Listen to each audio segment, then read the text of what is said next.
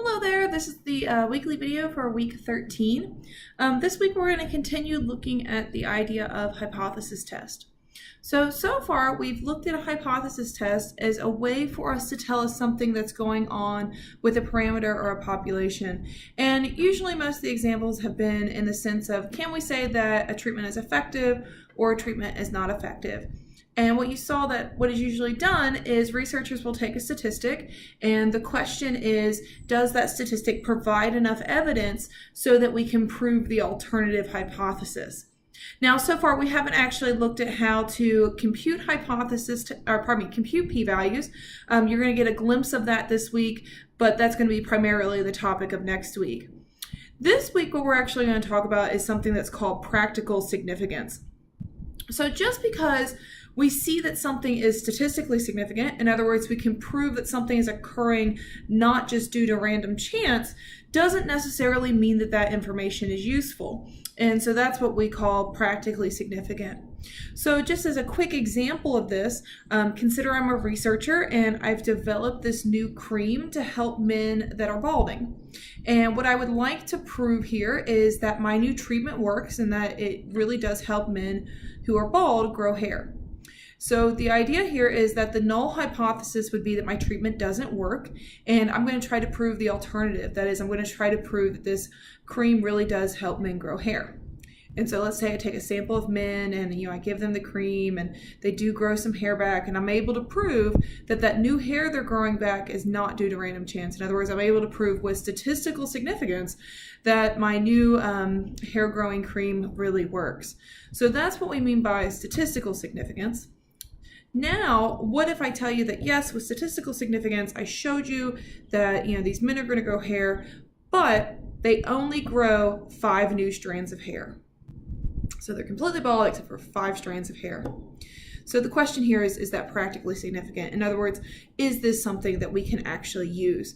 And the answer here is no, that would not be practically significant if the men were only growing 5 new hairs. And so you're going to watch some videos today that kind of explore this idea further, and you're going to do some work in the workbook that looks at this idea of statistical significance versus practical significance.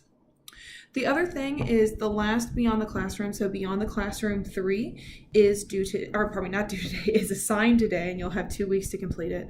So it won't be due this Friday, but the next Friday. And this Beyond the Classroom is going to explore this idea of statistical significance versus practical significance. And in particular, you're going to look at news articles. So one thing that you're going to notice when you read the Beyond the Classroom instructions is you are going to be required to go out and find a news article that discusses the idea of statistical or not statistically significant. The article has to contain one of those 2 phrases. And so what I'm going to do this week for bonus points is I want you to go ahead and read the instructions for Beyond the Classroom. And like I said, it's going to ask you to go out and find this news article. And in the instructions, it's going to give you some tips on how to go about finding this article. So what I would like you to do this week is to go ahead and at the very least find that news article. And if you send me an email with a link to the article so that I can make sure it is of the appropriate type, what I'm going to do is I'll give you 4 bonus points on the 3rd and final exam for the course.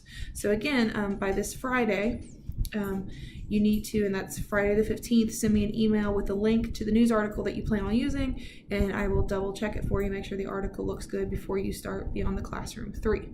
The other thing is the work this week shouldn't take you as long as it normally does. I think this week's work is going to go by a little bit quicker, so I would really recommend go ahead and writing Beyond the Classroom 3 this week, especially since this Beyond the Classroom is over the idea of practical versus statistical significance.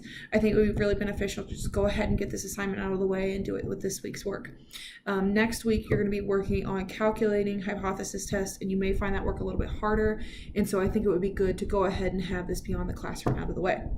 So as always, if you have questions, please feel free to ask. I'm more than happy to meet, Skype or any other way that you want to help you if you're having problems. Use the discussion board. That's what I'm here for.